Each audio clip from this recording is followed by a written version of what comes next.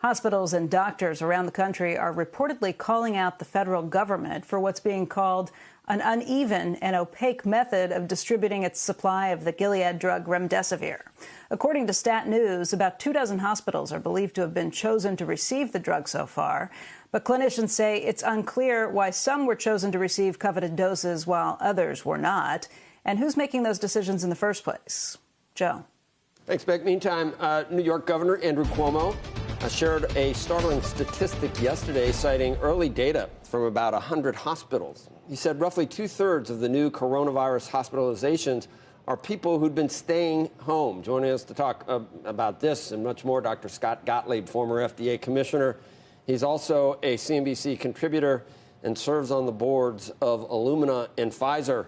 Like so many things, Doctor, that is one data point that seems to imply some type of cause and effect, but there are other parameters as to where these people were and the closeness of their associations and everything else, I think. Do you glean anything from this about the characteristics of the virus? Well, look, it's a high statistic in terms of the origin of the infection in a lot of people. But when we look at the data in China and where the clusters of infections happened in China, and they have very good reporting coming out of China now around that, a lot of the infections happened either on mass transit or in the home. What happened was someone brought the virus into a home and then other people in the house became infected. So when you look at clusters of infection, where more than one person became infected, it was usually either on mass transit or in the home, sometimes in workplaces as well. But mass transit and the home were the top two places where clusters happened. So in that context, the New York data isn't all that surprising. What's happening is a lot of people who can't social distance or live in crowded housing situations, they can't self-isolate in their home. That's where we're seeing a lot of spread happening.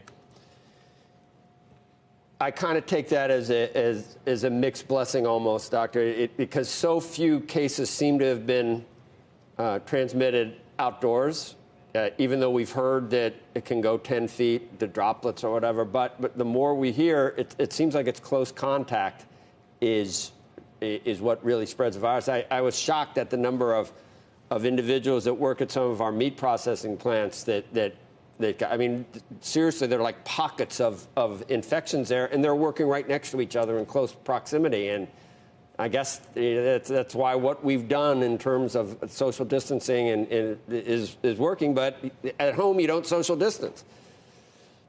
That's right. It's close contact, and it's actually sustained close contact. So the studies show that the longer you're in contact with someone, the higher the risk of infection. That seems intuitive, but there's actually pretty good data on this right now. And when you look at flu incidents each year, and you look at who gets the flu actually disproportionately affects certain groups of people, disadvantaged Americans, people who work in jobs where they can't socially distance. So people who work on shop floors or in warehouses or in grocery checkout lines, they get disproportionately impacted by the flu. Now, we don't pay attention to that because we're oddly complacent about the flu, and a lot of us end up getting the flu. But COVID's going to be no different. COVID's going to hit certain groups of people harder, people who are in institutions like nursing homes, in prisons, people who live in housing conditions where they can't self-isolate at home, and people who work in jobs where they work close to other people and can't, socially distance on the workplace. So I think we need to think about how to get protective equipment into those kinds of settings. Maybe think about a refundable tax credit or other kinds of policy measures so that businesses that might not have a big margin, they operate at slim margins. So think of like a grocery store, can be spending the kind of money they need to get testing into the site, to the work site, get protective equipment into the work site, because a lot of white-collar jobs are going to have those capabilities. They'll be telecommuting. They'll have, testing in the workplace or accessible to their employees. They'll hand out PPE and Purell. A lot of businesses where the actual risk is, think of a warehouse or a shop floor, they're not going to have the same margin to be able to do that. Becky.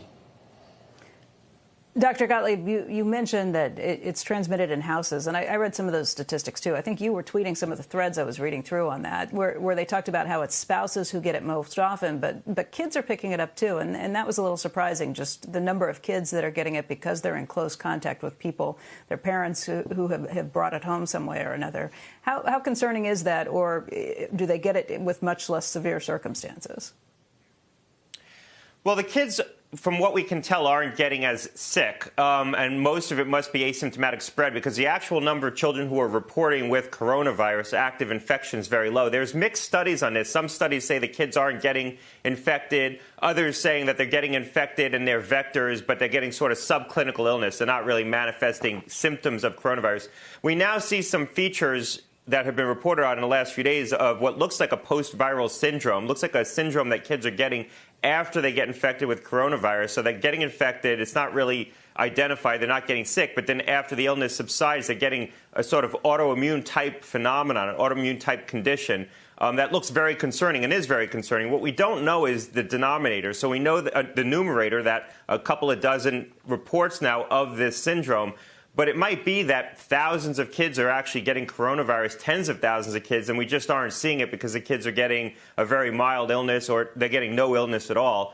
But they're still vectors. They're still passing on the virus. And that's, in fact, why the schools were closed, because the first thing you do in an influenza pandemic is close the schools. There's a lot of good data showing that the scope of a flu epidemic goes down dramatically when you close the schools because the kids become vectors inside the community for passing on the virus. And we assumed the same thing was true of coronavirus. We don't have data yet on that. So, Doctor, I remember I never really believed Easter, obviously, but that date was broached as a reopening or resurrection or however you wanted to characterize it. Then May 1st, I remember when it was May 1st, and then in mid-April it got moved to May 15th.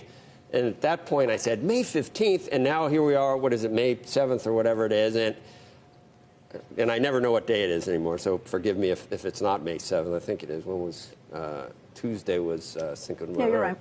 So it is the 7th. Right. So now May 15th sounds just no way. And what's happening? We're bending obviously we're bending the curve down, but it's slowly moving across the entire nation, almost geographically, with hotspots and rises in incident when it cools down in other places. I mean, are we looking now well into midsummer before a lot of places have any reopening whatsoever in your view? And the death toll, that is, goes down in New Jersey and New York, but it gets made up somewhere else to that horrific total every day.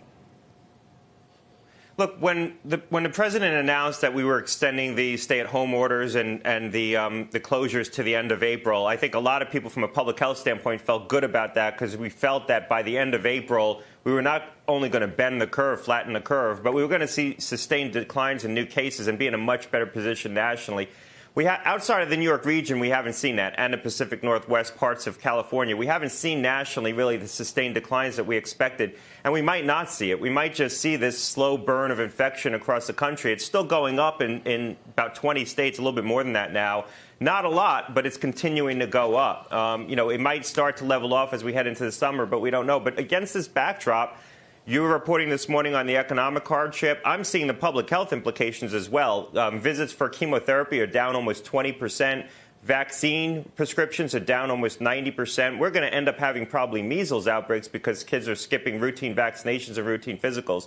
So there's a public health consequence on the other side of this, and we have to just start weighing those and ask ourselves how much we're willing to tolerate to try to get the virus down to lower levels. I'd like to see it at lower levels than where it is now. Mitigation work to prevent the hospitals from being overwhelmed, but we still have a lot of infection. And as we reopen against that backdrop, we're going to risk outbreaks. But, I think going through May, we're going to take that. A lot of states are going to take that chance. You already see Florida, Georgia, other states doing that, where they know they still have a lot of spread. They're opening against that backdrop and hoping the precautions that we put in place in our normal lives are going to help mitigate that spread and keep it from getting worse. Andrew. Doctor, in terms of timeline, one of the things we talk about all the time is the fall. Just get us to the fall and, we're going to open schools and things will get better, all of it.